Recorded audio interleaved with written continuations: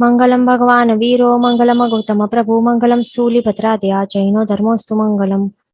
हम नमोत्थोणम सूत्र देख रहे थे, तो इसमें हम आगे बढ़ेंगे। हमने धम्म धम्म देशयानम तक देखा था। अभी हम स्टार्ट करेंगे धम्म नायगाणम। तो धम्म नायगाणम मतलब कि जो भी धर्म के नायक हैं उन सभी को मेरा नमस्कार हो। तो धर्म के नायक मतलब क्या होता है? नायक मतलब कि जो सबसे लीडर हो, तो उसको नायक कहते हैं। तो जो अरिहंत भगवंत है उन सभी को लीडर या फिर नायक क्यों कहलाया जाता है? क्योंकि वो एक किंग मेकर टाइप है। बराबर, मतलब कि जैसे कि किंग है वे सभी को सम्मान, मतलब कि उनके द्वारा ही जो चतुर्विध संघ है उसकी स्थापना होती है। फिर वे ही सब श्रुत धर्म और फिर किस तरीके से सब डिसिप्लिन सब कैसे करना है वो सब सब बताते हैं। उस तरीके से उनके बताए हुए मार्ग पर जो भी डिसिप्लिन रूल सब वे सेट करते हैं, उस हिसाब से सब कुछ आगे जो गणधर भगवंत द्वारा जो भी गण होते हैं, मतलब कि जो साधु समुदाय और जो श्री संघ है, श्रावक श्राविका भी आ जाते हैं, तो उन सभी का संचालन किस प्रकार से किया जाए, तो उस प्रकार से गणधर भगवंत उनके निर्देशक से वे सब चलाते हैं। बराबर। तो तीर्थंकर भगवंत बताते हैं कि किस प्रकार से जो धर्म है उसका अतिचार के बिना पालन किस तरीके से करना है, मतलब कि निरअतिचार पालन किस तरीके से करना है, वो सब प्रभु बताते हैं और उसी मार्ग पर हम चलते हैं। इस कारण उनसे बढ़कर और कोई दूसरा नायक होता ही नहीं है। बराबर। तो इस कारण उनको धर्म के नायक कहते हैं। बराबर। कि धर्म किस तरीके का धर्म, किस मतलब जो धर्म जो है, एक तो साधु धर्म है, दूसरा श्रावक धर्म है, तो वो किस प्रकार से फॉलो करना है वो वे बताते हैं। तो प्रभु जो बताते हैं उसको कहते हैं हम कि जिन आज्ञा, जिस प्रकार से प्रभु ने आज्ञा की है उस प्रकार से हम सब चलते हैं। उनकी आज्ञा आज्ञा देने वालों को ही तो नायक कहलाया जाता है। बराबर। इस कारण उनको नायक कहते हैं, वो भी धर्म के नायक। ऐसा नहीं है हमारे में कि बस प्रभु ने बता दिया, कुछ रूल्स बता दिए कि बस ये करना है, ऐसा नहीं है। वो फॉलो करके हमें हमारा खुद का आत्म कल्याण होने वाला है। तो नायक उसी को कहलाया जाता है कि ट्रू नायक या सच्चा नायक, कि जो उस उनकी जो प्रजा है, मतलब उनके अंडर, जैसे कि हम हमारा चतुर्विध संघ, तो उनके जो बताए हुई आज्ञा पर चलने से उनका हित हो या कल्याण हो, उसी को रियल या ट्रू नायक कहते हैं। तो प्रभु धर्म के नायक इसके लिए हैं अरिहंत भगवान सारे के सारे, क्योंकि उनके बताए हुए जो आज्ञा है उसके ऊपर चलकर जो चतुर्विध संघ है उसके उनके सभी का आत्मा का कल्याण होता है। बराबर। इस कारण हम उनको नमस्कार करते हैं। फिर आगे है धम्मसारहीणम। तो धम्मसारहीणम का मतलब क्या है? कि जो भी धर्म के जो भी सारथी हैं, जो भी धर्म के सारथी, मतलब कि जो भी अरिहंत भगवंत को यहाँ पर धर्म के सारथी की उपमा दी गई है, उन सभी को मेरा नमस्कार हो। बराबर। तो अभी सारथी मतलब क्या? सारथी जो होता है वो क्या करता है? जो रथ होता है रथ को चलाता है। अभी सारथी की जो सारथी का जो रोल है वो बहुत ज्यादा इम्पोर्टेंट क्यों होता है? जो नॉर्मल युद्ध होता है, हमने महाभारत ऐसे ऐसा कुछ इस प्रकार के सीरियल्स को देखे होंगे या मूवी देखा होगा, तो उसमें देखा होगा कि जो ये अर्जुन है, तो जो मेन युद्ध होने वाला होता है, तो अर्जुन जो है वो किसको अपना सारथी के रूप में चूज करता है? वो है कृष्ण महाराज को, श्री कृष्ण को। तो श्री कृष्ण महाराज वो सारथी के रूप में उनको क्यों चूज करता है? क्योंकि सारथी का जो रोल होता है बहुत ज्यादा इंपॉर्टेंट होता है। उसी के रोल, उसी के जो भूमिका है या उसका जो पार्ट वो प्रॉपरली प्ले करे, तो जो उसके पीछे बैठने वाला होता है रथ में, जो भी योद्धा होता है, तो उसकी जान बच सकती है और उसको विजय की भी प्राप्ति हो सकती है। किस प्रकार से कहाँ से लेना है वो सब उसको पता होना चाहिए। तो सारथी, इसके लिए सारथी का उपमा यहाँ पे प्रभु को क्यों दिया गया है, वो भी धर्म के सारथी। अरिहंत भगवंत को धर्म के सारथी क्यों कहलाया जाता है? क्योंकि प्रभु क्या करते हैं? प्रभु रथ को चलाते हैं, धर्म रूपी रथ को चलाते हैं, उन उनको खुद के नियंत्रण में रखते हैं, बराबर। और हम सभी है जो भी चतुर्विध संघ है, वो सभी के सभी कौन है? जो आगे सारथी किसको चलाता है? आगे घोड़े होते हैं ना, 4 घोड़े होते हैं, बराबर। तो वो जो 4 घोड़े हैं, हॉर्सेस, तो 4 हॉर्सेस कौन है? चतुर्विध संघ है, साधु, साध्वी, श्रावक, श्राविका। वो सभी को नियंत्रण में रखते हैं, मतलब कि हमारे घोड़े पे आपने देखा होगा कि एक बांधा जाता है, डोर बांधी जाती है, और हाथ में वो जो डोर है वो हाथ में सारथी के हाथ में होती है, बराबर। तो अरिहंत भगवंत, तो जो अरिहंत भगवंत है, तो उनके हाथ में ये 4 घोड़े की जो डोर है वो उनके हाथ में है, और ये 4 घोड़े हैं चतुर्विध संघ। तो चतुर्विध संघ को किस प्रकार से नियंत्रण में रखना है, किस प्रकार से चलाना है, कौन से रास्ते से, कैसे, तो वो सब कुछ प्रभु के हाथ में है, नियंत्रण में है। और वो जो डोर है वो क्या है? वो धर्म रूपी डोर है, बराबर। प्रभु ने क्या बताया? धर्म की प्ररूपणा की है, और उस धर्म रूपी जो नियंत्रण का जो डोर है, उसमें जो श्री संघ जो है, चतुर्विध संघ, मतलब साधु, साध्वी, श्रावक, श्राविका खुद को बांध देंगे और इस हिसाब से चलेंगे, प्रभु के बताए हुए मार्ग से, रूल्स, डिसिप्लिन या जो भी आज्ञा है उस प्रकार से जो चलेंगे, जो प्रभु ने जो धर्म की प्ररूपणा की है उस प्रकार से चलेंगे, तो हम हमारी जीत होगी। किसके सामने जीत होगी? जो कर्म रूपी शत्रु है उसको हरा देंगे, और हमारा जो ये भव समुद्र है उससे हम तर जाएंगे, और हमें जल्दी से जल्दी मोक्ष की प्राप्ति हो जाएगी। और इस डोर को तोड़ के जो भी घोड़ा भाग जाएगा, तो समझ लेना है फिर उसको दुर्गति की प्राप्ति हो जाएगी। मतलब हमें क्या करना है? जो जिन भगवान, आर्यन भगवान प्ररूपित जो धर्म है, उसके डोर में, उसके नियंत्रण में खुद को रखना है। रूल्स रिस्ट्रिक्शंस को हमें अपनाने हैं, बस हमें पालन करना है और नियंत्रण में रहना है, ये ध्यान रखना है। तो इस कारण प्रभु को क्या कहलाया जाता है? धर्म के सारथी, ये उपमा दी गई है। अब हम आगे देखेंगे, नेक्स्ट क्या है? धम्म वर चाउरंत चक्रवट्टिणम। धम्म वर, फिर है चाउरंत चक्रवट्टिणम। तो धम्म वर मतलब कि क्या? मतलब कि धर्म रूपी जो राज्य है उसमें सबसे श्रेष्ठ। फिर है चाउरंत, तो चाउर मतलब कि 4, और अंत मतलब कि अंत करने वाले। 4 क्या है? जो 4 गति रूप संसार है, देवता, देव गति, नरक गति, मनुष्य गति और तिरंज गति, ये 4 गति रूपी जो संसार है, चाउर, फिर अंत, उसके अंत करने वाले। आगे है चक्रवट्टिणम। चक्रवट्टिणम मतलब कि चक्रवर्तियों। तो वो कौन है? धर्म रूपी राज्य में श्रेष्ठ, जो 4 गति रूप संसार है उसका अंत करने वाले चक्रवर्ती कौन है? वो है सारे के सारे अनंत अरिहंत भगवंत। तो उन सभी को मेरा नमस्कार हो, इस प्रकार से भी कहलाया गया है, बराबर। तो ये जो एक हमने सुना होगा, एक धर्म चक्र होता है, बराबर। जब भी प्रभु ये करते हैं, केवल ज्ञान के बाद विहार करते हैं, या कहीं भी होते हैं, कहीं भी गमनागमन करते हैं, या कहीं भी विराजमान होते हैं, तब वहां पे एक धर्म चक्र होता है। तो जिस प्रकार से हमने सुना होगा कि चक्रवर्ती के पास चक्र रत्न होता है, सुना होगा ना, तो वो चक्र रत्न किसके ऊपर भी वो अगर छोड़ देता है तो क्या होता है? जिसपे भी छोड़ेगा उसका नाश अवश्य हो ही जाएगा। तो प्रभु कैसे हैं? धर्म के चक्रवर्ती समान है, और उनके पास क्या है? धर्म चक्र है। तो धर्म चक्र क्या है? कि वो इस प्रकार का चक्र है। धर्म चक्र क्या है? कि इस प्रकार का चक्र है कि जो 4 गति रूप संसार है उसका नाश कर देता है।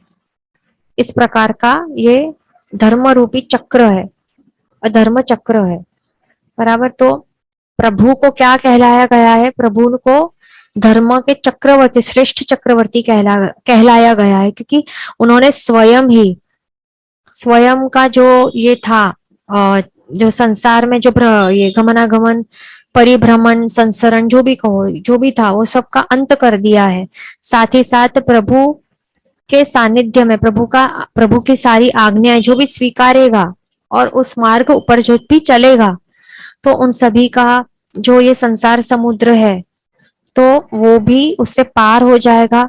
और ये चार गति रूप संसार है, उसका भी इस चक्र, धर्म चक्र से उसका भी अंत हो जाएगा। और वो भी अंत मतलब कैसा कि लाइफ टाइम के लिए अंत, फॉर एवर के लिए अंत हो जाएगा। तो इस प्रकार के जो धर्म चक्र, धर्म चक्री भी कह सकते हैं, तो धर्म चक्री है मतलब कि चक्रवर्ती हैं, वो सारे के सारे अरिहंत भगवंतों का को मेरा नमस्कार हो। बराबर इस प्रकार से कहलाया गया है। ओके, हम अभी आगे देखेंगे। नेक्स्ट है अपडीहय वरनाण दंसण धराणम। तो इसका मीनिंग क्या है? अपडीहय मतलब कि अप्रतिहत, मतलब कि किसी से भी किसी से भी नाश ना हो पाए, उस प्रकार का। फिर वर नाण और दंसण। वर मतलब कि श्रेष्ठ, मतलब उत्तम। नाण मतलब कि ज्ञान, तो श्रेष्ठ ज्ञान कौन सा है? वो है केवल ज्ञान। और वर जो है वो दंसण के लिए भी समझना है, तो वर नाण और वर दंसण समझना है। तो जैसे श्रेष्ठ ज्ञान वो है केवल ज्ञान, उसी प्रकार से श्रेष्ठ दर्शन है केवल दर्शन। फिर धराणम, तो धराणम मतलब कि जो भी धारण करते हैं वे सारे। तो वो कौन होते हैं कि वो कौन है कि जिन्होंने श्रेष्ठ उत्तम केवल ज्ञान और श्रेष्ठ उत्तम केवल दर्शन धारण किया है, वो है सारे के सारे अरिहंत भगवंत, और उन्हीं सभी को मेरा नमस्कार हो, ये कहा गया है इसमें। बराबर। तो इसमें अपडीहय मतलब कि जिसका नाश ना हो पाए। तो केवल ज्ञान और केवल दर्शन ऐसी वस्तुएं, ऐसे आत्मा की इस प्रकार की शक्तियां हैं कि जो एक बार आत्मा में प्रकट हो गई तो फिर समझ लेना है कि अब कभी भी इनका नाश कभी नहीं हो पाएगा। इस प्रकार की आत्मा की शक्तियां हैं, संपूर्ण रूप से जो प्रकट हो गई तो सादी अनंत काल तक आत्मा में इसी प्रकार से रहने वाली है, फॉर एवर के लिए। तो जो भी अनंता अरिहंत भगवंत है, केवल ज्ञान जब उनको प्रकट हुआ तब केवल दर्शन भी ऑब्वियसली वो भी प्रकट हो ही जाना है, क्योंकि दोनों केवल ज्ञान हो तो समझ जाना है कि केवल दर्शन भी होता ही है, दोनों एक साथ होते हैं। जो एक होता है तो दूसरा भी होता ही है, वो समझना है। तो प्रभु ने क्या किया है? जो चार घाती कर्म है उनका संपूर्ण क्षय करके केवल ज्ञान एवं केवल दर्शन प्रकट किया है आत्मा में। बराबर। तो ये ज्ञान शक्ति और जो दर्शन शक्ति है वो पराकाष्ठा के लेवल की, मतलब कि अनंत अनंत ज्ञान और अनंत दर्शन ये प्रकट हो चुका है अभी प्रभु के आत्मा में। और ऐसा कौन सा भी कोई भी कर्म नहीं है कि जिसमें शक्ति है कि अब इस अनंत ज्ञान और अनंत दर्शन को आवृत कर पाए। ये दोनों की दोनों लब्धियां इस प्रकार की हैं कि उनके कारण जो संपूर्ण लोक है एवं अलोक है, लोकालोक है, संपूर्ण लोकालोक प्रकाशित हो जाता है प्रभु के इस अनंत ज्ञान, केवल ज्ञान और केवल दर्शन के द्वारा। एक भी वस्तु उनसे छुप के नहीं रह पाती है। संपूर्ण वस्तुएं, संपूर्ण पदार्थ, चाहे वो रूपी हो या अरूपी हो, वो सब कुछ उन वे जानने लगते हैं, सब कुछ प्रकाशित हो जाता है, सब कुछ वे देख पाते हैं क्लियरली। हम जिस प्रकार से आईने में, मिरर में हमें जिस प्रकार से सारी वस्तुएं दिख जाती हैं एक साथ, उसी प्रकार से डायरेक्टली आत्मा द्वारा उनको सारे के सारे जो भी षड द्रव्य हैं लोक में और अलोक में, जो एक द्रव्य है, वो सब कुछ वो देख पाते हैं, आंखों से नहीं पर डायरेक्ट आत्मा के पावर से। तो इस प्रकार के जो जिनमें संपूर्ण ज्ञान प्रकट हो चुका हो और संपूर्ण दर्शन, तो उस प्रकार के जो वो भी कैसा, जो कभी भी क्षय, जिसका भी नाश ना हो पाए, इस प्रकार के श्रेष्ठ ज्ञान और दर्शन को प्रकट कर चुके हैं, ऐसे अरिहंत भगवंतों का को मेरा नमस्कार हो। फिर आगे क्या है? विअट्ट व्यट्ट छौमाणम। विअट्ट छौमाणम मतलब कि जिनका जो छद्मस्त स्थिति है वो अभी चला गया है। छद्मस्त स्थिति मतलब या छद्मस्त काल मतलब छद्मस्त उसको कहलाया जाता है जो भी जिनके आत्मा में ये केवल ज्ञान या केवल दर्शन प्रकट नहीं हुआ अभी तक, उन सारे के सारे जीवों को, संसारी जीवों को छद्मस्त कहा गया है। बराबर, मतलब कि जिनको भी केवल ज्ञान केवल दर्शन प्रकट नहीं हुआ, तो उसका मतलब है कि उन जीवों ने अभी तक घाती कर्मों, जो चार घाती कर्म है, उनका अभी तक क्षय नहीं किया है। मतलब उनके आत्मा घाती कर्मों के सहित हैं अभी भी। तो इस प्रकार के जो भी आत्माएं हैं, जीव हैं, शरीरधारी जीव हैं, चार घाती कर्मों के सहित अवस्था वाले जो जीव हैं, संसारी जीव है, उनको छद्मस्त कहलाया गया है। तो वियट्ट छौमाणम मतलब कि क्या, कि जिनका भी छद्मस्तपणा मतलब छद्मस्त अवस्था जिसकी भी चली गई है, उन सभी को मेरा नमस्कार हो। तो छद्मस्त अवस्था चली गई है उसका मतलब कि अभी घाती कर्मों सहित अवस्था चली गई है, मतलब कि अभी घाती कर्म उनके आत्मा पर है ही नहीं, बिल्कुल भी घाती कर्मों का क्षय कर दिया है सर्वथा संपूर्ण रूप से। और अभी उन्होंने कैसी अवस्था प्राप्त की है, जो छद्मस्त नहीं है, मतलब कि कैसी है कि घाती कर्म रहित है, मतलब कि अभी उन्होंने केवल ज्ञान केवल दर्शन प्रकट कर लिया है। तो इस प्रकार के केवली भगवंत मतलब कि अरियंत भगवंतों ने ये सब किया है, छद्मस्त अवस्था उनकी चली गई है, तो उनको मेरा नमस्कार हो। अभी आगे हम देखेंगे, नेक्स्ट है जीर्णाणम झावयाणम। जीर्णाणम झावयाणम, फिर तिन्नाणम तार्याणम, ये सब ओके हम ये समझेंगे। पहले तो जीर्णाणम, तो जीर्णाणम मतलब कि जिन्होंने भी राग द्वेष जो भी अंतर शत्रु हैं उनके ऊपर जीत हासिल की है, उनको कहते हैं जीर्णाणम। उन सभी को मेरा नमस्कार हो। और झावयाणम मतलब कि जो भी दूसरों को जिता देते हैं, राग द्वेष आदि शत्रुओं से दूसरों को भी जिता देते हैं। खुद ने तो जीत लिया, जीत हासिल कर ली है, पर दूसरों को भी जो जीत हासिल करवाते हैं, हेल्प करवा मतलब जीतने के लिए, विजय प्राप्ति करने के लिए मार्ग दिखाते हैं। बराबर। और उसके और आगे मतलब कि प्रगति करने में बहुत ज्यादा उनका बड़ा उपकार रहता है, उनको कहते हैं जावयाणम। बराबर, मतलब कि राग द्वेष वगैरह जिन्होंने भी अंतर शत्रुओं के ऊपर जीत हासिल की और दूसरों को भी जीत हासिल करवाएंगे, उन सभी को मेरा नमस्कार हो। फिर आगे है तिन्नाणम तारयाणम। तिन्नाणम तारयाणम, तिन्नाणम मतलब कि जो भी इस भव समुद्र से पार हो चुके हैं, जो संसार रूप जो भव समुद्र मतलब कि संसार समुद्र, संसार को समुद्र की उपमा दी गई है क्योंकि समुद्र कैसा गहरा होता है, उसमें हम डूबे हुए हैं, डूबकर हम यहाँ से वहां भटक रहे हैं, हमें किनारा ही नहीं दिख रहा है, हम किनारे तक पहुंच ही नहीं पा रहे हैं। इस प्रकार का ये गहरा गंभीर समुद्र है, बहुत बड़ा समुद्र है, इसमें हम सब सारे के सारे संसारी जीव फंसे हुए हैं। तो इस समुद्र को संसार की उपमा, अरे इस संसार को समुद्र की उपमा दी गई है। बराबर, क्योंकि हम भी संसार में भटक रहे हैं, इस भव से उस भव में जो चार गति है यहाँ से वहां हम भटक रहे हैं। अलग अलग भवों मतलब अलग अलग जो जीवों के 563 प्रकार के भेद हैं, उसमें हमारा जन्म मरण का सिलसिला चलता आ रहा है अनादिकाल से।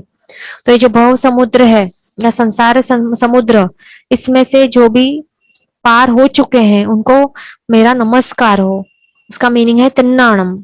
फिर तारेयाणम का मीनिंग है कि दूसरों को भी जो पार मतलब ये हेल्प करते हैं, भव समुद्र से पार होने में हेल्प करते हैं, तो उनको भी मेरा नमस्कार हो।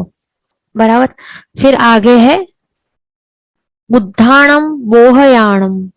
तो बुद्धाणम मतलब कि जो तत्व जो भी जानते हैं, बुद्धाणम मतलब कि जिनको भी बोध होता है किस चीज का, जो भी संसार का स्वरूप है, जो तत्व है, तो वो सब जो जानते हैं। बराबर, तो उनको मेरा नमस्कार हो। और फिर बोहयान मतलब कि जो दूसरों को भी बोध देते हैं तो उनको कहते हैं बोह्याणम। और किसका बोध देते हैं? तत्व का बोध। बराबर, खुद को, उन स्वयं को तो बोध है, और दूसरों जो भी उनके सानिध्य में आते हैं तो उनको भी जो बोध देते हैं उनको कहते हैं बोहयाणम। तो उन सभी को मेरा नमस्कार हो। तो जो भी ओके, आगे है मुत्ताणम और मोअगाणम। मुत्ताणम मतलब कि जो कर्म बंधन से मुक्त हो चुके हैं उन सभी को मेरा नमस्कार हो। और मोअगाणम मतलब कि जो दूसरों को भी कर्म से मुक्त करवाते हैं उन सभी को मेरा नमस्कार हो। बराबर, प्रभु ने स्वयं तो खुद के आत्मा को कर्म रूपी बंधन से तो मुक्त कर ही दिया है। चार घाती रूप जो कर्म है उन बेड़ियों से तो मुक्त हो चुके, फिर बाद में चार बाकी के चार अघाती कर्मों से भी वो मुक्त हो चुके हैं, और फिर सीधा डायरेक्टली रुजु गति से सिद्ध क्षेत्र की ओर वे बढ़ चुके। उनका आत्मा वहां पे स्थिर हो गया, मतलब कि सिद्ध अवस्था यानी कि जो मोक्ष अवस्था है उसकी प्राप्ति उन्होंने स्वयं तो कर ही ली है। इस प्रकार से कर्म के बंधन से सर्वथा और संपूर्ण प्रकार से वे मुक्त हो चुके हैं।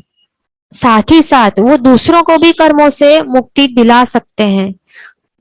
हम सभी को, हम सभी जो भी हैं चतुर्विध संघ है, जो उनकी आज्ञा के हिसाब से जो चलेंगे, हम उनके बताए जो धर्म का मार्ग है जो भी है उसके ऊपर हम जो चलेंगे, श्रावक धर्म अपनाएंगे, फिर आगे चल के साधु साध्वी जी बनेंगे, साधु धर्म स्वीकारेंगे, उनकी आज्ञा स्वीकारेंगे। उन्होंने जिस प्रकार का चारित्र मतलब कि सदाचारी जीवन जीने को कहा है, सम्यक आचरण करने बोला है, तो वो सब हम जो करते जाएंगे, क्रिया के सहित सम्यक भाव भी लाएंगे, तो फिर क्या होगा, हम भी कर्मों के बंधन से मुक्त हो सकेंगे। बराबर, तो इस प्रकार के जो भी अरिहंत भगवंत है उन सभी को मेरा नमस्कार हो। फिर आगे सवन्नोणम। सवन्नोणम मतलब कि जो भी सर्वज्ञ है उन सभी को मेरा नमस्कार हो। और आगे सव्वदरीसीणम मतलब कि सव्वदरीसीणम मतलब कि सव्व मतलब कि सब कुछ, और दरीसीणम मतलब कि दर्शन कर सकते हैं, मतलब कि देख सकते हैं सब कुछ जो देख सकते हैं। और सवन्नोणम मतलब सब पूरा का पूरा ज्ञान जिनको होता है, मतलब सवन्नोणम मतलब कि सर्वज्ञ, और सव्वदरीसीणम मतलब कि सब कुछ देख सकते हैं। इस प्रकार के अरिहंत भगवंत हैं उनको मेरा नमस्कार हो, जो सर्वज्ञ हैं और सर्वदर्शी हैं। सर्वज्ञ और सर्वदर्शी हैं मतलब कि जिनके पास भी केवल ज्ञान और केवल दर्शन है, तो उन सभी को मेरा नमस्कार हो। फिर आगे है शिव मयल मरुआ मनंत। ये पूरा का पूरा अभी यहाँ से क्या स्टार्ट हो रहा है, जो सिद्ध भगवंत हैं, जो जो भी जो भी अरिहंत भगवंतों ने या फिर दूसरे भी आत्माओं ने सिद्ध गति प्राप्त की है या फिर मोक्ष की अवस्था जिन्होंने भी प्राप्त की है, तो उन वो कैसा है, उसका स्वरूप कैसा है, उसका यहाँ पर बताया गया है विवरण। तो वो हम समझेंगे। पहला है शिवम। बराबर, शिवम तो उसका मतलब है कि जो उपद्रव रहित है, उपद्रवों से रहित अवस्था है, तो उसको कहते हैं शिवम। मतलब कि जो ये सिद्ध अवस्था है या फिर मोक्षी अवस्था है, तो उनको अभी एक भी उपद्रव होते ही नहीं है। उपद्रव मतलब कि उपद्रव क्यों होते हैं, हमें हमें क्यों होते हैं, कर्मों के उदय के कारण ही उपद्रव आते हैं ना हमारे जीवन में। तो जिन्होंने भी सिद्ध अवस्था यानी कि मोक्ष की अवस्था प्राप्त कर ली है, तो उनको एक भी उपद्रव क्यों नहीं आता बाद में, कभी भी क्यों नहीं आता, क्योंकि उन्होंने उनके आत्मा के ऊपर से जो भी कर्मों का आवरण था वो ही नाश कर दिया है सर्वथा सर्व रूप से, संपूर्ण रूप से। इस कारण कर्मों का उदय ही नहीं होगा। उदय नहीं होगा तो फिर कोई भी उपद्रव भी, प्रॉब्लम्स भी नहीं आएंगे ना। तो ऐसी अवस्था वो है मोक्ष की अवस्था, कि कभी भी कोई भी उपद्रव, छोटा मोटा एक तुच्छ सा उपद्रव भी नहीं होगा, मच्छर का भी नहीं है ना, या फिर दुख भी नहीं, कुछ भी नहीं, कोई प्रकार का प्रॉब्लम नहीं, उपद्रव ही नहीं। ऐसी उपद्रवों थी रहित, उपद्रवों से रहित अवस्था है सिद्ध अवस्था। फिर आगे है अयलम। तो ये अयलम मतलब कि क्या है, मतलब कि अयल मतलब कि स्थिर, मतलब कि अचल, मतलब जो अभी हलन चलन बिल्कुल भी नहीं होती है। इस प्रकार की स्थिरता वाली अवस्था है। स्थिरता मतलब कई बहुत बहुत से प्रकार से ये स्थिरता को हम डिफाइन कर सकते हैं। तो एक तो हम कह सकते हैं कि जो उनके असंख्य आत्मा प्रदेश हैं, जिन्होंने भी मोक्ष की अवस्था की प्राप्ति कर ली है, उनके असंख्य आत्मा प्रदेश हैं, वो सारे के सारे अभी संपूर्ण रूप से स्थिर हो चुके हैं। उनमें थोड़ी भी अभी वो थोड़े से भी चलित नहीं होते, वो कंप्लीटली अचल है, पर्वत जैसे अचल है, स्थिर है कंप्लीटली। और उनके स्थिरता के कारण ही अभी उनको कोई भी कर्मों का बंध होना ही नहीं है, पॉसिबल ही नहीं, इम्पॉसिबल है। जब भी हमारे आत्मा प्रदेश, हम जो भी संसारी जीव हैं, हमारे आत्मा प्रदेशों में क्या चलता रहता है, एक प्रकार का आंदोलन या फिर स्पंदन कह लो, तो वो कंटिन्यूसली चलता रहता है। और उस कारण जो भी आसपास वातावरण में जो भी कार्बन वर्गणा के पुद्गल स्कंध है, मतलब कि कर्म है, तो कर्म वहां पे फंस जाते हैं, उनका बंद होते जाता है, बंद होते जाता है, कंटिन्यूसली प्रोसेस चलते रहता है। क्योंकि हम ये स्थिरता क्यों नहीं है हमारे आत्मा प्रदेशों में, ये सिद्ध भगवंतों के जैसी स्थिरता क्यों नहीं है? क्योंकि हमारा जो मन, वचन और काया, ये तीन योग जो है, इन तीनों के तीनों योग की स्थिरता ही नहीं है हमारी। कंटिन्यूसली हलन चलन प्रवृत्तियां तो चालू ही है ना। एक तो वॉलेंट्री एक्शंस भी चालू है और साथ ही साथ involuntary actions of the body, दोनों चालू ही हैं। आप जो कंट्रोल कर लोगे voluntary actions of the body, आप कंट्रोल कर भी लोगे, तो आप involuntary actions of the body किस प्रकार से कंट्रोल कर पाओगे? आप नहीं कर सकते हो।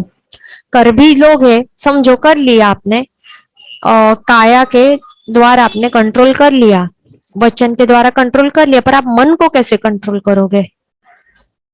मन को आप कंट्रोल नहीं कर पाओगे। और काया के भी जो हार्ट बीट है, सर्कुलेशन है, कैसे कंट्रोल करोगे?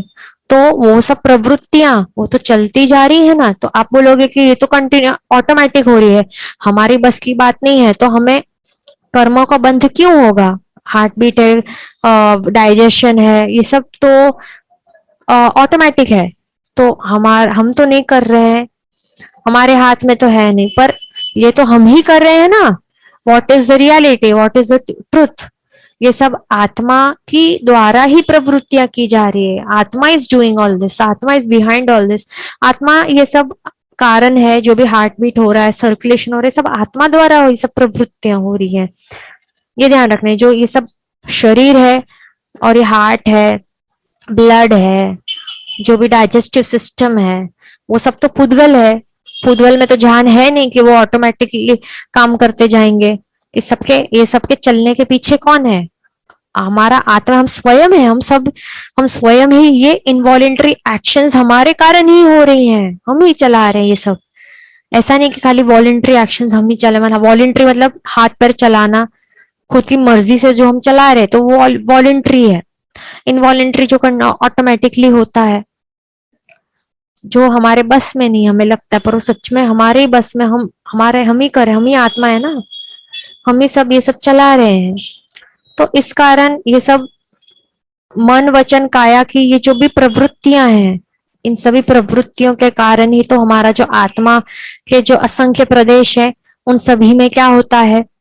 स्पंदन चलता रहता है, अस्थिरता होती है। और इस अस्थिरता के कारण कंटिन्यूसली कर्मों का बंध कंटिन्यूसली चलता रहता है, चलते रहता है। बराबर। तो अब ये सिद्ध अवस्था, मोक्ष की अवस्था कैसी है कि यहाँ पे मन वचन काया तीनों के तीनों योग ही नहीं है। वहां पे अयोगी अवस्था है। कैसी अवस्था है? अयोगी अवस्था है। और इस अयोगी अवस्था होने के कारण योग ही नहीं है, मन वचन काया के योग है ही नहीं, मतलब कि प्रवृत्तियां ही नहीं है। प्रवृत्तियां नहीं है तो फिर आत्मा के असंख्य आत्मा प्रदेशों में स्पंदन, हलन चलन, अस्थिरता तो होगी ही नहीं ना, कंप्लीटली स्थिर हो जाते हैं वो। और इस स्थिरता के कारण ही कभी भी इनमें ये जो कर्म है, कर्मों का बंध होता ही नहीं, इम्पॉसिबल है। जो स्थिरता होगी तो ही कर्म बंध हो सकते हैं, सॉरी, अस्थिरता होगी तो ही कर्मों का बंध पॉसिबल है। ये ध्यान रखना है। तो ये अचल अवस्था जो प्राप्त होती है वो है मोक्ष की अवस्था है, ये ध्यान रखना। तो ये अवस्था की ओर हमें बढ़ना है। इसी कारण तो हम क्या करते हैं, कौसग करते हैं। कौसग ध्यान में हम क्यों खड़े रहते हैं, स्थिरता। कौसग में क्या करते हैं, अप्पाणम वो सिरामी, ये कहते हैं ना हम, अप्पाणम वो सिरामी, मतलब कि जो ये पाप वाली जो काया है उसके ऊपर मेरा जो भी ममत्व है उसका त्यागता हूँ, और ये काया को वो सिराता हूं मैं। अब ये काया मेरी नहीं है, इस काया के ऊपर मेरा मतलब मेरा पना, मतलब ये जो अटैचमेंट वाला जो फीलिंग है उसके ऊपर मतलब मैं पूरा डिटैच हो जाता हूँ, बराबर। अप्पणम वो सिरामी मतलब I have detached my self from this body, इसके ऊपर मेरा कोई भी अटैचमेंट वाला भाव नहीं है। तो ये सब हम क्यों करते हैं, और कंप्लीटली स्थिर हो जाते हैं।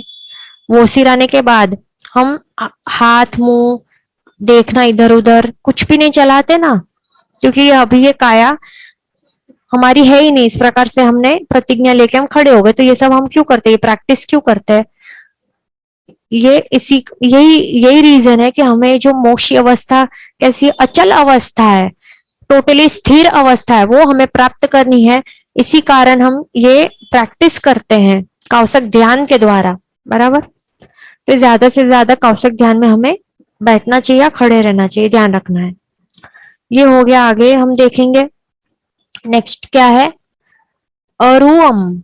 अरुवम मतलब कि क्या है, अरुवम मतलब कि वेदना से रहित अवस्था। तो ये मोक्ष की अवस्था यानी कि सिद्ध अवस्था कैसी है, कंप्लीटली एंड टोटली वेदना से रहित अवस्था है। मतलब अभी ये वेदना के रहित अवस्था क्यों है, और हमें क्यों वेदना होती है, उनको सिद्ध भगवंतों को वेदना भी क्यों कभी भी नहीं होगी। वेदना मतलब जो हम कहते हैं ना, वेदन मतलब कि फीलिंग, अनुभूति करना, दुख की अनुभूति करना या सुख की अनुभूति करना, उसी को कहते हैं वेदना। मतलब कि वेदन करना मतलब फील करना, सुख हो या दुख हो। ऐसा नहीं है जरूरी कि दुख का ही वेदना होता, सुख की भी वेदना ही होती है। वेदन करना मतलब कि अनुभूति करना, बराबर, पौद्गलिक रूप से। तो यहाँ पे जो सिद्ध अवस्था है वहां पर क्यों बिल्कुल भी वेदना नहीं होती है, उनको बिल्कुल भी दुख की अनुभूति क्यों नहीं होती है। पौद्गलिक सुख हो या पौद्गलिक दुख हो तो उसकी अनुभूति क्यों नहीं होती है सिद्ध भगवंतों को, और हमें क्यों होती है, क्योंकि हमारे पास शरीर है और वे कैसे हैं, अशरीरी है। सिद्ध भगवंत या फिर मोक्ष अवस्था अशरीरी अवस्था है, उस कारण उनको अभी शरीर ही नहीं है, तो अभी कोई रोग भी नहीं होगा। रोग नहीं होगा तो वेदना भी नहीं होगी, दुख की अनुभूति भी नहीं होगी, प्रतिकूलताएं नहीं फील होंगी, बराबर। और शरीर के द्वारा जो मिलने वाले जो क्षणिक सुख है उसका भी वेदन नहीं होगा, ना तो सुख का वेदन होगा ना तो दुख का पौद्गलिक वेदन होगा, बराबर। और हमें कैसा, हमारे पास शरीर है, उस कारण शरीर एक पुद्गल है। हमारे पास क्या है, 8 प्रकार के स्पर्शों की हमें अनुभूति हो सकती है। तो कोई प्रकार के स्पर्श के द्वारा हमें सुख की अनुभूति होती है कि हाँ ये सॉफ्ट सॉफ्ट टच है तो हमें पसंद है, या फिर ठंडा ठंडा स्पर्श है तो ये हमें पसंद है, या गर्म स्पर्श। पर कोई ऐसा कर्कश स्पर्श होगा, शस्त्र का घात होगा तो वो कर्कश स्पर्श होगा तो वो हमें पसंद नहीं है। हमें उससे क्या होता है, दुख की वेदना होती है, बराबर। तो इस सुख और दुख की पौद्गलिक वेदनाएं हैं तो ये हमें फील होती हैं, और उस कारण हमें हमारे कर्मों का बंध होते रहता है, बराबर। और ये आत्मा को ये पीड़ा कारक होता है, चाहे सुख का वेदन हो, पौद्गलिक वेदन हो, या दुख का पौद्गलिक वेदन हो। ये दोनों के दोनों हमारे आत्मा को पीड़ाकारी होता है, क्योंकि वो कर्म बंद कराता रहता है।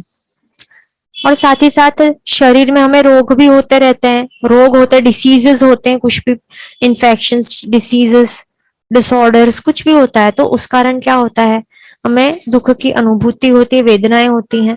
तो ये सिद्ध अवस्था की प्राप्ति के बाद सिद्ध भगवंतों को कोई शरीर ही नहीं है, तो फिर शरीर नहीं है तो कोई रोग भी कैसे होगा। तो वो अवस्था सोचो कैसी होगी, निरोगी, कंप्लीटली निरोगी अवस्था, वेदना से रहित, ऐसी अरुवम अरुवम अवस्था है। आगे है अनंतम। अनंतम मतलब कि अनंत, मतलब जिसका कोई अंत ही नहीं है, मतलब कि जीते रहो, फॉर एवर जीते रहो, अमर अवस्था। बराबर। कैसी है ये अवस्था? हमें सुन के तो अच्छी लग रही है ना। हमारी अवस्था कैसी है? हमें मरना पड़ता है ना। कुछ दिन या कुछ वर्षों बाद हम सभी की मृत्यु, वो तो तय है ना। हम में से कोई भी ऐसा नहीं है जो अनंत जिएगा। हमारा अंत तो आना ही आना है, कुछ टाइम बाद, कम या ज्यादा टाइम बाद आना ही है, हमारा अंत तो होना ही है। क्योंकि ये क्यों होता है? क्योंकि हमारा जीवन है, जीवन जो है तो मृत्यु भी निश्चित है। बराबर। मतलब जो जन्म हो तो मरण तो निश्चित होता ही है। तो ये सिद्ध भगवंत जो है, तो इनका तो जन्म ही नहीं होता है, तो उनकी मृत्यु कैसे होगी? और मृत्यु ही नहीं होगी तो वापस जन्म भी कैसे होगा? इस प्रकार का ये अनंत अवस्था है, अनंत अवस्था, अंत रहित, जिसका कोई अंत ही नहीं है। वो जीते रहेंगे क्योंकि वो आत्मा है। आत्मा ने, उनका आत्मा ने, उनका जो ये स्व स्वरूप है, ओरिजिनल स्वरूप है, उसकी प्राप्ति वे उन्होंने कर ली है। उस कारण अभी उनके पास शरीर भी नहीं है कि एक पर्याय छोड़ के वे दूसरे दूसरे पर्याय या दूसरा भव करेंगे। जन्म ही नहीं है, अजन्मा बन गए हैं वे। तो जन्म ही नहीं होगी तो मृत्यु कैसे होगी? मृत्यु नहीं होगी, मृत्यु ही नहीं होगी तो फिर नया जन्म भी नहीं होगा। इस प्रकार से उनका कैसा स्थिति है? अनंत स्थिति है, ये ध्यान रखना है। बराबर। तो ये स्थिति हमें पानी है, ये ध्यान रखना है। इस कारण तो हम वो जो क्या कहते हैं, चावल है, चावल के द्वारा हम क्या करते हैं? द्रव्य पूजा करते हैं ना। तब हम क्या, कौन सी भावनाएं ये भावनाओं, कौन से भावनाओं से भावित होते हैं हम? कि ये जो चावल है, इन चावल के जैसे ही मैं भी अजन्मा बन जाऊं। बराबर। इस प्रकार की भावनाओं से हमें हमारा आत्मा को भावित करना चाहिए। आगे नेक्स्ट है अक्षयम। अक्षयम मतलब कि क्या? अक्षयम मतलब कि अक्षयम, मतलब अक्षय, अक्षय वाली अवस्था है ये सिद्ध भगवंतों की। मतलब जिन्होंने भी मोक्ष की प्राप्ति कर ली, उनकी अवस्था कैसी? अक्षय है। जिसका कोई कभी भी क्षय नहीं होता है उसको कहते हैं अक्षय। बराबर। क्षय होना मतलब कि विनाश होना। तो अभी सिद्ध, जिन्होंने भी सिद्ध अवस्था, मोक्ष की अवस्था प्राप्त कर ली है, वैसे आत्माओं का कभी भी क्षय कभी नहीं होने वाला, विनाश कभी नहीं होने वाला है, ये ध्यान रखना है। क्योंकि आत्मा कैसा है? शाश्वत है, परमानेंट है। बराबर। उसका कभी भी नाश या क्षय नहीं होने वाला है। उसने अपने ओरिजिनल जो स्वभाव है, स्वरूप है, उसकी प्राप्ति कर ली है। तो इस प्रकार की अवस्था उन्होंने प्राप्त कर ली है। आगे क्या है? अव्वाबाहम। अव्वाबाहम मतलब कि क्या? अव्याबाध। तो अव्याबाध मतलब कि क्या है? कि जो कर्म के द्वारा जो भी पीड़ाएं प्राप्त होती है, उस पीड़ाओं से रहित अवस्था। कोई भी प्रकार की नेचुरल या अननेचुरल आफतें ही नहीं आती हैं। इस प्रकार की अव्याबाध मतलब बाधाएं नहीं आती। अव्याबाध, बाध मतलब कि बाधाएं, प्रॉब्लम्स, कोई प्रकार की प्रॉब्लम ही नहीं आएंगी। उस प्रकार की जो अवस्था है वो है सिद्ध अवस्था। बराबर। जो कर्म होंगे तो ही तो वो हमें बाधाएं, उनके कारण ही बाधाएं आएंगी, पीड़ाएं आएंगी ना। कर्म ही नहीं है तो फिर कौन सी बाधा या पीड़ा आएगी? इस कारण अभी कोई पीड़ा ही नहीं है तो पीड़ा रहित अवस्था कैसी होगी? अनंत सुखमय अवस्था होगी। बराबर। तो ये अवस्था कैसी है सिद्ध भगवंतों की? अनंत सुख वाली, मतलब कि आत्मिक सुख, जो आत्मा के स्वाभाविक गुण है, उन्हीं में रमणता करते रहते हैं। उन्हीं गुणों का भोगवटा करने से अनंत सुख की प्राप्ति होती है। जो सुख रियल सुख है, रियल सुख है। और कैसा सुख है? जिस सुख को, जिस सुख का भोगवटा करने से वो सुख की मात्रा बढ़ती जाती है, बढ़ती जाती है, कभी कम नहीं होती, और वो कंसिस्टेंट रहती है, परमानेंट होती है, और रियल सुख होता है। पौद्गलिक सुख नहीं होता, पर कैसा? आत्मिक सुख होता है। आत्मिक गुण है, उसके द्वारा जो सुख की उनके गुणों की भोगवटा के कारण जो सुख की अनुभूति होती है वो रियल सुख होता है। उस सुख की अनुभूति में वे इस अवस्था को कहते हैं अव्यबाध सुख। वो है ये सिद्ध भगवंतों की अवस्था। फिर आगे अपुनरावृत्ति। अपुनरावृत्ति मतलब कि क्या, कि एक बार जहां पर गए वहां से वापस कभी वापस नहीं आना पड़े, उस प्रकार की अवस्था। तो यह है सिद्ध भगवंतों की या फिर मोक्ष की अवस्था, कि एक बार हमें जो मोक्ष की प्राप्ति जिन्होंने कर ली है, सिद्ध बन चुके हैं, अभी उस अवस्था से नो यू टर्न, वहां से रिटर्न संसार में वापस आना ही नहीं है कभी भी उनको, शादी अनंत काल तक कभी वापस नहीं आना है। वहीं पे उनका फिक्स हो गया, सीट कंफर्म हो गया, बराबर। तो इस प्रकार की अवस्था, एक बार वहां पे चले गए फिर हमें टेंशन ही नहीं है कि वापस हमारा डिमोशन होगा या कोई निकाल देगा, ऐसा कोई टेंशन ही नहीं है। वो हमारा जगह फिक्स हो जाएगा, परमानेंट हो जाएगा, बराबर। क्यों? क्योंकि अभी सिद्ध भगवंत एक बार सिद्ध अवस्था या मोक्ष की अवस्था प्राप्त कर लेंगे, उसके बाद कभी भी उनका ना जन्म होगा ना मरण होगा, कुछ होगा ही नहीं, ना तो कर्म बंद होगा, क्योंकि अचल अवस्था है, बराबर। अचल अवस्था है तो कर्मों का बंध ही नहीं होने वाला है, कभी भी नहीं होने वाला है। कर्मों का बंध ही नहीं होगा तो नया शरीर भी वो शरीर भी धारण नहीं करेंगे। शरीर धारण करेंगे उसका मतलब है, जब ना कोई जीव नया शरीर धारण करता है उसका मतलब मीनिंग क्या होता है, कि उसका जन्म हुआ है, नया भाव उसने किया है। तो अभी नया कर्म बंध ही नहीं होगा तो नया शरीर भी नहीं होगा, नया शरीर नहीं होगा यानी कि जन्म भी नहीं होगा, और जन्म नहीं होगा तो मरण भी नहीं होगा, और जो जन्म होगा तो ही रोग ये सब प्रॉब्लम में आएंगी, दुख आएगा। तो जन्म ही नहीं है तो शरीर ही नहीं है तो रोग भी नहीं है, ना पीड़ाएं हैं, ना दुख है, ना मरण है, कुछ भी नहीं है। तो सोचो कैसा कैसी अवस्था है वो, बेस्ट अवस्था। तो हमें सभी इसी के इच्छा करनी चाहिए, बराबर। तो वो कभी भी वापस संसार में वापस कभी नहीं आने वाले, वहीं पे वे स्थिर हो जाएंगे फॉर एवर के लिए। इस प्रकार की अवस्था है।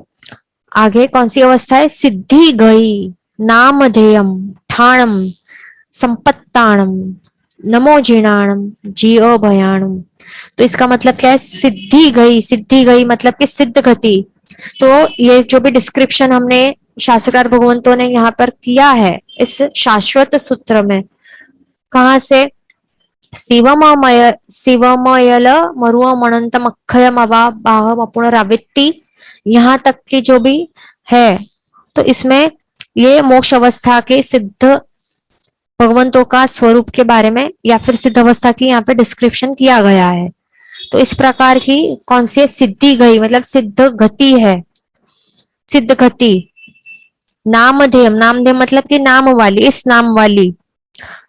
ठाणम मतलब कि स्थान, तो इस नाम सिद्ध गति नामक स्थान को।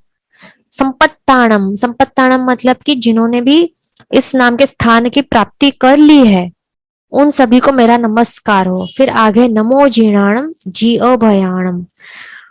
नमो जीर्णाणम मतलब कि जिन्हों को मेरा नमस्कार हो, और जियो भयाण मतलब कि भय को जीतने वालों को सभी को मेरा नमस्कार हो। तो अभी नमो जीर्णाणम जियो भयाणम जो है इसका मतलब हम समझ लेंगे। तो हम सभी को कैसा एक एक भय का अवस्था कंटिन्यूअसली हम सभी जीवों को होता ही है। जो भी संसारी जीव है, चार गति रूपी संसार में जो भी भटक रहे सारे के सारे, एक भी ऐसा जीव नहीं है जो अभय है, मतलब भय बिना है, डर बिना का कोई भी जीव नहीं है, बराबर।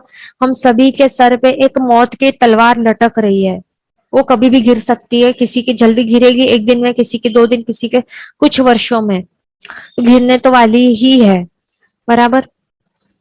ये भी एक डर है। फिर दूसरे हमें जो जो हमें पसंद है, मनपसंद वस्तुएं हैं हमसे दूर चली जाएंगी, वस्तु या व्यक्ति चला जाएगा दूर, या फिर जो पसंद नहीं है वैसे वस्तु व्यक्ति हमारे पास आ जाएंगे। तो इस प्रकार का भय हमें सदा ही हमें सताता ही रहता है, हम सभी जीवों को। या फिर हमारा शरीर में कोरोना जैसा या फिर कोई डिसीज तो ना हो जाए, आगे चल के डायबिटीज बीपी तो ना आ जाए, बीमार तो नहीं पड़ जाएंगे, ठंडी लग जाएगी, ये सब प्रकार के हमें छोटे मोटे डर कंटिन्यूसली रहते ही है ना। खुद के लिए नहीं तो दूसरों के लिए होते हैं। मतलब भय वाली स्थिति कंटिन्यूस हमारी होती ही है। या फिर ये ऐसा भी भय होता है कि कभी जो बच्चे हैं वो बराबर से नहीं हमारा सुनेंगे नहीं, हमें प्रॉब्लम्स देंगे, या फिर परिवार वालों से कुछ भय हो, कुछ भी भय होते ही रहता है कंटिन्यूअसली। मतलब हमें कभी भी भय मुक्त, संपूर्ण भय मुक्त स्थिति आज तक हमें प्राप्त हुई ही नहीं है। बचपन से लेके बुढ़ापे तक भय वाली स्थिति तो हम सभी की रही ही है, बराबर। तो हमें जो भय मुक्त स्थिति चाहिए तो उसके लिए हमें भव मुक्त होना पड़ेगा। क्या होना पड़ेगा? भव मुक्त। भव मतलब कि संसार, भव मतलब संसार से मुक्ति, वो हमें प्राप्त करनी ही पड़ेगी, ये ध्यान रखना है, बराबर। अभी यहाँ पे हमने क्या देखा कि शिव मतलब कि क्या, शिवम हमने देखा ना, मतलब कि संसार से जो भी छूट जाते हैं उनको एक उपद्रव रहित स्थिति मिलती है, अचल जैसी। अचल, अयल मतलब अचल, मतलब ऐसी स्थिर, ऐसा कायम, मतलब ऐसा परमानेंट स्थान जो मिल जाए, जो ऐसी इस प्रकार की स्थिति जो हमें मिल जाएगी इस सिद्ध भगवान सिद्ध अवस्था, मोक्ष की अवस्था की डिस्क्रिप्शन के जैसी, हमें जो इस प्रकार की अवस्था जो हमें प्राप्त हो जाए, तो फिर हमें कोई फिर डर की जरूरत ही नहीं है, डरने की किसी बात की, भय तो होगा ही नहीं, हम भय मुक्त हो जाएंगे, बराबर। तो हमें जो ये भय मुक्त बनना है, भय मुक्त होना है, तो हमें ये जो भी पद है, शिव, जो शिव पद है मतलब कि मोक्ष पद, फिर जो अचल पद है मतलब कि मोक्ष पद, ये सब हमें इसकी प्राप्ति करनी पड़ेगी, बराबर। तो ये सब भय इस प्रकार से जो भी अलग अलग प्रकार के जो भी भय हैं उनसे मुक्त कौन हो चुके हैं, वो सभी के सभी जो जिनेश्वर भगवंत हैं वो सब भयों से मुक्त हो चुके हैं। तो ऐसे जिनेश्वर भगवंतों को मेरा नमस्कार हो, ये कहा गया है नमो जिणाम जियो भयाणम के सूत्र के इन पदों के द्वारा। उन्होंने स्वयं ही खुद में उनके आत्मा के ऊपर जो भी कर्म रूपी जो राग द्वेष रूपी शत्रु हैं उनसे वे जीत चुके हैं, जिन बन चुके हैं, जीत के वे क्या बन चुके हैं, जिन बन चुके हैं, भगवान बन चुके हैं, बराबर। इस प्रबल पुरुषार्थ के द्वारा वे ऐसे जिन बन, मतलब जिन, मतलब ये जो जिनेश्वर पद है वो हासिल कर पाए हैं, भय मुक्त अवस्था मतलब कि अभय अवस्था वे प्राप्त कर पाए हैं। तो इस कारण जो हमें भी ये अवस्था मतलब निर्भय अवस्था की प्राप्ति करनी हो, तो ये जो नमो जीर्णम जीव भयानम इतना जो मंत्र है तो इसका जाप करना चाहिए। जब भी हमें कोई भी जब भी हमें कोई भी प्रकार की आपत्तियां या विपत्तियां या संकट या कोई भी प्रकार का तकलीफ, इस प्रकार का कोई भी हमें लगता हो कि इस प्रकार का वातावरण होने वाला है हमारे साथ, या फिर हमारा जो चित्त है वो अस्वस्थ बन गया है, हमें टेंशन आ गया, बहुत डर लग रहा है, बहुत ज्यादा डर की अवस्था हो, तो क्या जाप करने बैठना चाहिए? नमो जीर्णाणम जिय भयाणम, नमो जीर्णाणम जिय भयाणम। ये कंटिन्यूसली जाप करने से, इस जाप में इतनी ताकत है। क्यों ताकत है? क्योंकि इसमें जीणाणम ये शब्द है, मतलब कि जिनेश्वर भगवंत मतलब अरिहंत भगवंतों ने जिस प्रकार से निर्भय अभय अवस्था की प्राप्ति कर ली है, उसी अवस्था की प्राप्ति मुझे भी हो, उन सभी को मेरा नमस्कार हो, इस प्रकार के इसके अर्थ है। और ये एक मंत्र है, कितने में समूह में भी इस प्रकार के मंत्र जाप की धुन लगाई जा सकती है, तो जो भी विघ्न हो तो विघ्नों की भी शांति हो सकती है, बराबर। तो ये हमें जो हो पाए तो इसकी माला भी हम गिन सकते हैं। तो जो हमारे इस भाव में जो भी भय है उससे तो मुक्ति हो ही सकती है, पर साथ ही साथ हमें हमें निर्भय, संपूर्ण निर्भय अवस्था यानी कि मोक्ष अवस्था की भी प्राप्ति हो सकती है। उसके लिए हमें क्या करना चाहिए? निर्भय अवस्था प्राप्त करने के लिए मतलब अभी जो भय सताते हो, कोई भी प्रकार का डर हो, तो ऑन द स्पॉट क्या करना चाहिए? 4 शरण स्वीकार लेने चाहिए, प्रभु का शरण ले लेना चाहिए, बराबर। अरिहंत भगवंत, सिद्ध भगवंत, केवली भगवंत और जिन प्ररूपित धर्म, उसका हमें शरण स्वीकार लेना चाहिए। और सब कुछ चिंताएं प्रभु के ऊपर छोड़ देनी चाहिए। तो उससे क्या होगा? जो हमारे उपद्रव है वो सब शांत हो जाएंगे, विघ्नों का नाश हो जाएगा, ये ध्यान रखना है। ओके, हमने इतना देखा, अभी आगे है जे अ ई आ सिद्धा, जे अ मतलब कि और जो भी, अ ई आ सिद्धा, अ ई आ मतलब कि अतीत काल में, अतीत मतलब कि भूतकाल पास्ट में, सिद्धा मतलब कि सिद्ध हो चुके हैं, मतलब पास्ट टेंस, अरे पास्ट में मतलब कि अतीत काल में, भूतकाल में जो भी सिद्ध बन चुके हैं वे, और आगे क्या है, जेय मतलब और जो भी, भविष्यंति, भविष्यंति मतलब कि भविष्य में, भविष्य काल में, फ्यूचर में, अनागये काले मतलब वही भविष्य काल में, अनागत काल में, फ्यूचर में जो भी सिद्ध बनने वाले हैं। और क्या आगे है, संपयी अ वर्तमाना, संपय्य मतलब कि और अभी भी, वर्तमाना मतलब कि वर्तमान में जो भी सिद्ध बन रहे हैं, बराबर। सव्वे तीवी हेण वंदामी, तीवी हेण मतलब कि मन वचन और काया, तीन प्रकारों से उन सभी को मैं वंदन करता हूँ, बराबर। तो ये इसका अर्थ है। तो इसका हमें ये जो नमुत्थुणम सूत्र, संपूर्ण नमुत्थुणम सूत्र का हमने गाथा, अर्थ, शब्दार्थ, विशेषार्थ सबका हमने ये समझन हमने ले ली है, समझ गए हैं। ये गाथा को हमें प्रॉपरली बाहर करनी है, शाश्वत सूत्र है, बहुत ज्यादा प्रभाविक सूत्र है, बराबर। तो सभी को बाहर करना है, जरूरी है। हमारा यहाँ पे समय भी होने आया, नेक्स्ट क्लास में हम कंटिन्यू करेंगे। जिन वचन के विरुद्ध बोला गया हो तो मिच्छामि दुक्कडम सर्वमंगल मांगल्यम सर्वकल्याण कारणम प्रधानम सर्वधर्माणं शासनम प्रणाम। आभार राजुलबेन। आभार हिरलबेन। आभार सभी को, प्रणाम, जय जिनेन्द्र, शुभ रात्रि।